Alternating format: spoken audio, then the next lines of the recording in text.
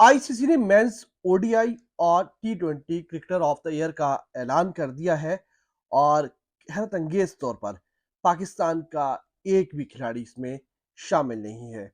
जीत तो बहुत दूर की बात, जो नॉमिनीज है उसमें भी पाकिस्तानी खिलाड़ी शामिल नहीं है, जबकि इंडियन खिलाड़ियों की अगर बात की जाए तो एक खिलाड़ी जो है वो उनका टी20 में जो है वो शामिल है। उसके अलावा उनके तीन खिलाड़ी ऐसे हैं जो कि one day cricketer of the year के लिए नामजद हो चुके हैं और जिससे बज़ाहिर यही लगता है कि उन्हीं का एक खिलाड़ी जो है वो ODI cricketer of the year जो है वो बनेगा। पाकिस्तान जो कि माज़ी में शाहीन शाह अफ़रीदी, बाबर आज़म की तरह जो है वो खिलाड़ी, पाकिस्तानी खिलाड़ी क्रिकेटर ऑफ द ईयर बनते रहे, लेकिन इस साल ऐसा क्या हुआ? इस साल ऐसा क्या हुआ कि पाकिस्तानी खिलाड़ी नॉमिनीज़ में भी नहीं आए? तो उसका साफ और वाज़ेह जवाब ये है कि पाकिस्तान में इस वक़्त जो है वो आप कह सकते हैं कि अपनी-अपनी कुर्सी बचाने की, कुर्सी पर कब्ज़ा करने की, टीम में जगह बनाने की और टीम में जगह बरकरार रखने की, कप्तानी से हटने और कप्तान लगने की फिर दोहराऊँगा वर्ड, ये जंग चलती रही है। दूसरी तरफ इंडिया में क्या होता रहा?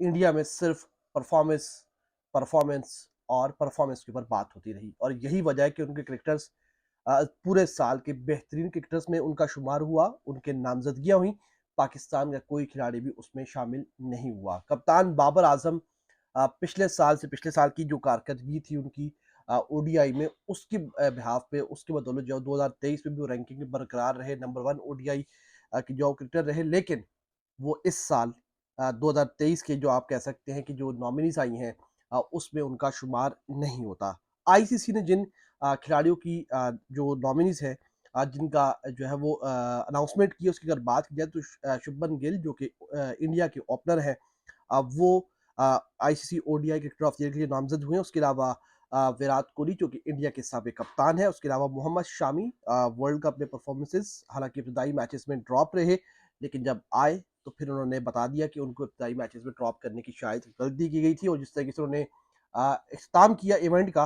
वो भी एक शानदार कारकर्दगी रही है। उसके अलावा न्यूज़ीलैंड के डेरेल मिचेल जो है वो इस नॉमिनीज़ में शामिल हैं।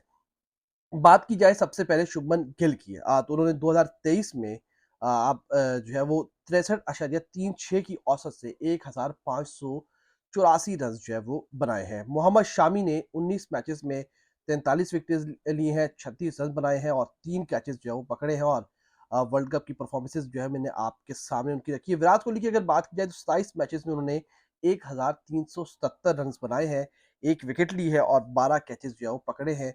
और ICC men's cricket world cup 2023 में प्लेयर ऑफ द टूर्नामेंट की आप कह सकते हैं कि वो बने हैं और यकीन तौर पर जिस तरीके की उनकी कारकर्दगी रही है, मेरा नहीं ख्याल कि वो ये अवार्ड जो है वो जीतने के सबसे ज़्यादा मेरे ख्याल में वो शायद हकदार जो है वो ठहरेंगे।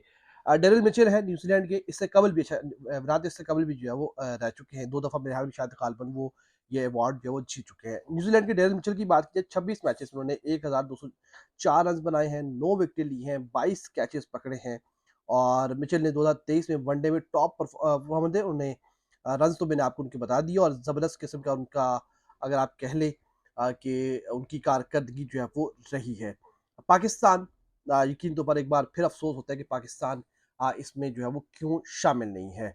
ICC men's T20 cricketer of the year की बात की जाए तो उसमें सूर्या कुमार यादव जो कि स्काई के नाम से मशहूर है, वो नामज़द हुए हैं। उसके अलावा सिकंदर रज़ा ज़िम्बाब्वे के वो भी जो इस स्क्वाड में जो है वो आए हैं। उसके अलावा अल्बिश रमजानी हैं, हाल ये युगांडा के हैं और इन्हें भी ICC T20 men's cricketer of the year के लिए नामज़द किया गया। उसके अलावा मार्क चैपमैन ये न्यूज़ीलैंड के खिलाड़ी हैं और इन्हें भी ICC T20 men's cricketer of the year का 2023 के लिए नामज़द किया गया और एक बार फिर जाते-जाते सवाल छोड़ता हुआ जाता हूँ, इंडिया के 4 खिलाड़ी नामज़द हुए हैं।